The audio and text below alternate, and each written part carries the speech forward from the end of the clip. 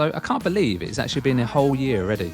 It genuinely doesn't feel that long ago that I was unboxing this thing and wondering whether it'd end up sitting on a shelf gathering dust. Instead, I've been picking it up pretty much every single day, which is something I definitely wasn't expecting. In fact, it completely changed how I play games. But there's also a few things about it that would annoy me if I bought one today, especially at the current price. Anyway, this isn't going to be a specs breakdown or anything like that. You probably know what the Legion Go is by now.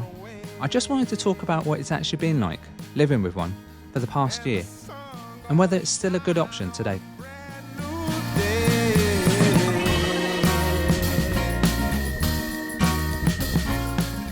Now, God's honest truth, I don't think I've actually finished as many games in a year as I have since getting this. I think that was the most surprising bit about the whole experience, because when I bought it, I thought it'd be something that I'd use every now and then.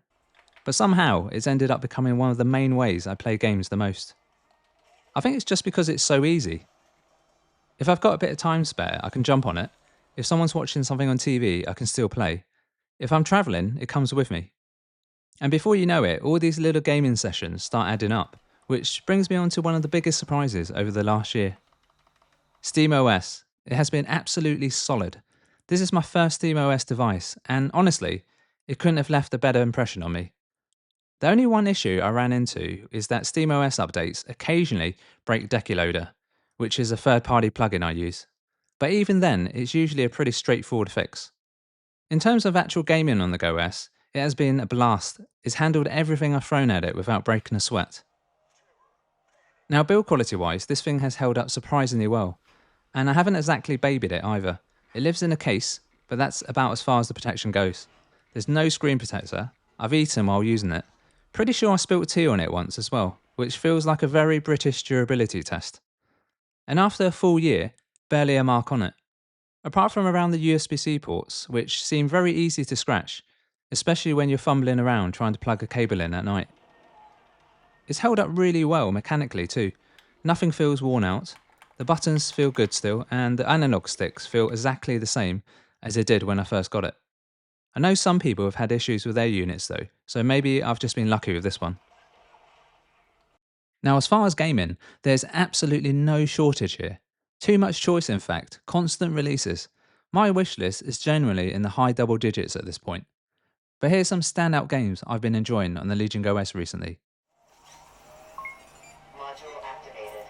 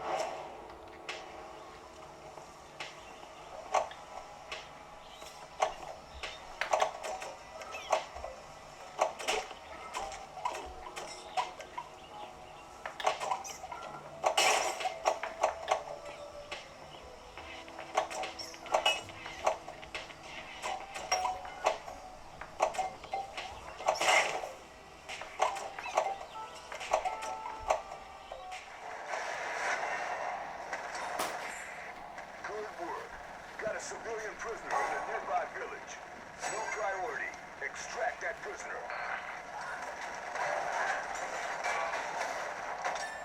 Go! Go! My family, they're hiding in the church. Please, take me to them. You heard the man. Now, it's not all AAA stuff either. I've probably spent just as much time messing around in Retro Deck, going back to old arcade games and things I grew up playing. What I really like about it is how little effort it takes. Compared to some of the Android emulation setups I've used before, everything just feels a bit more straightforward. It also handles my favourite shader, CRT Royale, without even breaking a sweat, and it looks fantastic on this screen. Now, when I said there are a few things that would genuinely annoy me if I bought one today, most of them actually come down to value.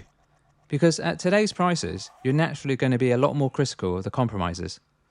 And if I was buying one right now, there are only really 3 things that would bother me. Number 1, the battery life. Number 2, the fact we're still getting an LCD panel at this price. And 3, the current asking price itself.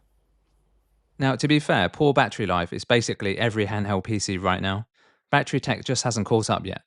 Still, it remains the biggest compromise with these devices. The LB and RB buttons are also a little bit clicky. They don't feel quite as premium as the rest of the device. Some better dampening on the next version will go a long way. One thing I noticed about the speakers as well is once you lower the volume right down, it kind of drops off really quickly instead of tapering smoothly. And then there's the screen. The screen itself is absolutely fine, but I still can't help feeling like this should have been OLED at this price point, especially now. And if the next version ends up costing even more, OLED really needs to become the standard. I'm curious what people think though, pay more for OLED or keep the price lower and stick with LCD? Now, as far as accessories go, there's a few things I genuinely wouldn't want to use this without now. The first being the QHD display I picked up. This one's by ARZOPA, and it's called the Z3 FC. Now, funny name aside, this thing has honestly become one of my favourite bits of tech for the GoOS. You get a stunning 2.5K, 16.1-inch panel. Games definitely feel more immersive here. And also 180Hz, so games run super smooth on it. Supports HDR, so you get great colours and contrast. Viewing angles are really good too, and there's also a nice little sturdy kickstand built in. The best part though is that it doubles the screen size of the GoOS, and I can slip this in my backpack when travelling because it's so sleek. Getting a bigger display to game on while I'm in a hotel room, for example, is brilliant. The matte screen also handles lighting better than the GoOS screen. So I use the DualSense controller for comfort, and if I want to be ultra portable, this little M4 controller from Abxylute does the job. Look how dinky it is. This is made for mobile gaming actually, but it's actually perfectly fine for this kind of setup, especially on the go. I just love how compact this setup is when I'm travelling. Also worth mentioning, this doubles as a great display for when you want to watch something while you're working on your laptop, like the upcoming World Cup.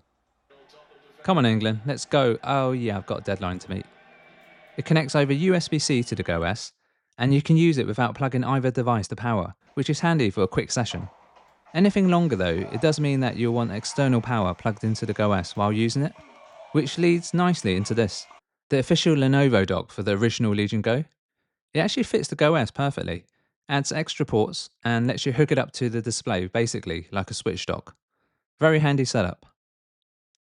I also have this Venom case I grabbed off Amazon. It's nothing fancy, it's pretty cheap actually, but it does the job. It's got internal straps to stop the GoOS bouncing around when travelling, plus space for cables and random bits and bobs.